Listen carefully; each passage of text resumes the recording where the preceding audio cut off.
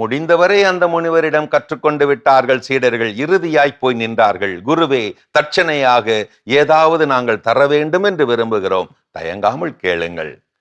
சின்னதாய் புன்னகைத்து விட்டு சொன்னார், அதோ அந்த காட்டுக்குள் சென்று பயனற்று விழுந்து கிடக்கும் சருகுகளை கொண்டு வாருங்கள், அது போதும். என்ன, பயனற்ற சருகுகள் தான் தட்சணையா? பயனற்ற சருகுகளை இவர் ஏன் கேட்கிறார் என்று புரியாமல் இருந்தாலும் கேட்டபடி காட்டுக்குள் கிளம்பி விட்டார்கள் சீடர்கள். நுழைந்த உடனே ஒரு சருகு குவியலை பார்த்ததும் ஓடிப்போய் சேகரிக்க ஆரம்பிக்க தடுத்து நிறுத்தினார் ஒரு வயதான பெரியவர். தம்பிகளே, அது என் வயல் உரத்திற்காக நான் சேகரித்து வைத்துள்ள சருகுகள், சாம்பலாக்கி உரமிட. ஓ அப்படியா, இப்படியும் பயன்படுமா இந்த சருகுகள்? இப்படி கேட்டுவிட்டு நகர்ந்தார்கள். கொஞ்ச தூரத்தில் ஒரு பெண்மணி சருகுகளை எல்லாம் சேகரித்து கூடையில் போட்டு அடைத்து கொண்டிருந்தாள். இது எதற்கு என்று கேட்டவரிடம் அவள் சொன்னாள், இதை கொண்டு போய்தான் நான் அடுப்பு பற்ற வைத்து வெந்நீர் போட வேண்டும், குழந்தைகள் குளிக்க, மீதத்தை அடுப்பெரித்து சமைக்க. ஓ அப்படியா, இப்படியும் பயன்படுமா இந்த சருகுகள்? இப்படி சொன்னபடி இன்னும் நகர்ந்து கொஞ்ச தூரம் போக அங்கே இன்னொரு பெண் சருகுகளை சேகரித்து கட்டாக அடுக்கி கட்டி கொண்டிருக்க, இது எதற்கு என்று கேட்க அவள் சொன்னார், இவற்றையெல்லாம் கொண்டு போய் வட்ட தகடு போல் தைத்து இலை போலாக்கி ஆசிரமத்தில் விற்று விடுவேன். சாப்பாடு சிற்றுண்டி பலகாரங்களை போட்டு சாப்பிடாது உதவும். விற்று வரும் பணத்திலே என் குடும்பமே சாப்பிட உதவும். ஓ அப்படியா, இப்படியுமா பயன்படும் இந்த சருகுகள்? இப்படி சொன்னபடி மேலும் நகர்ந்து உள்ளே போக அங்கே ஒரு நடுத்தர வயதுக்காரர் காய்ந்த சில குறிப்பிட்ட இலைகளை பொறுக்கி கொண்டிருப்பதை கண்டு எதற்கு என்று கேட்க அவர் சொன்னார், நான் நாட்டு மருத்துவன், இந்த உலர்ந்த இலை சருகுகளை கொண்டு போய் மூலிகைகள் தயாரிப்பேன், உயிருக்கு போராடும் நோயாளிகளை காப்பாற்ற. ஓ அப்படியா, இப்படியும் பயன்படுமா இந்த சருகுகள்? மேலும் வியந்தபடி காட்டுக்கு உள்ளே போக ஒரு மரத்தடியில் சில சருகுகள் கிடக்க அவற்றை எடுக்க குனிந்த போது பறவை ஒன்று பறந்து வந்து தன் அலகால் அதை கவ்வியபடி பறக்க இவர்கள் அந்த திசையை நோக்க அந்த பெரிய மரத்தில் அந்த வகை சருகுகளை கொண்டே அழகான கூடு ஒன்றை கட்டி கொண்டிருந்தது அந்த குட்டி பறவை.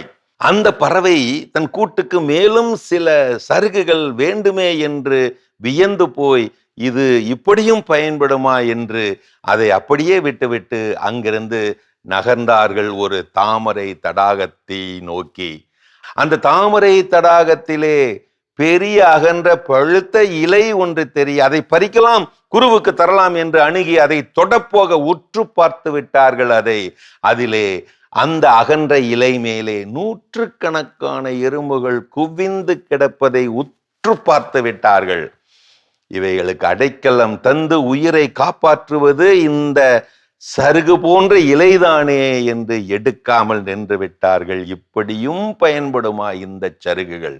இன்னும் வியந்தபடி இறுதியில் கூடி ஒரு முடிவெடுத்து குருவிடம் போய் நின்றார்கள் சருகுகள் எல்லா வெற்று கரங்களோடு. குருவே, எங்களை மன்னிக்க வேண்டும், மரத்திலே பசுமையாக நிழல் தந்த இலைகள் காய்ந்து சருகுகளான பின்னரும் பல வகைகள் பயன்படுவதை நாங்கள் பார்த்து விட்டோம், உணர்ந்து விட்டோம். பயனற்ற சருகுகள் என்று எதுவும் இல்லை என்றும் உணர்ந்து நாங்கள் திரும்பி வந்து விட்டோம்.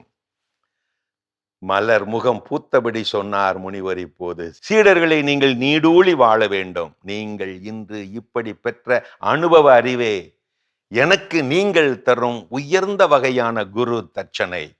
போங்கள், வாழும் வரை பயன்படுங்கள் இந்த சருகுகள் போல. இலை செத்தாலும் பயன் தரும், சங்கு சுட்டாலும் வெண்மை தரும். இருந்தும் இறந்தும் பயன் தர வேண்டும் என்பதால் தான் நானே திராட்சை கொடி, நீங்கள் அதன் கிளைகள் என்கிறார் இறைமகன் இயேசு. மரத்திலிருந்து பழுத்து விழும் இலைகள் பயந்து நடுங்கியபடி விழுகிறதில்லையே, ஆடி பாடி பறந்தபடியே தானே விழுகின்றன. ஆம், இலைகள் அவைகள் உதிர்வதிலும் கெத்து, உரமாய் எழுவதிலும் கெத்து.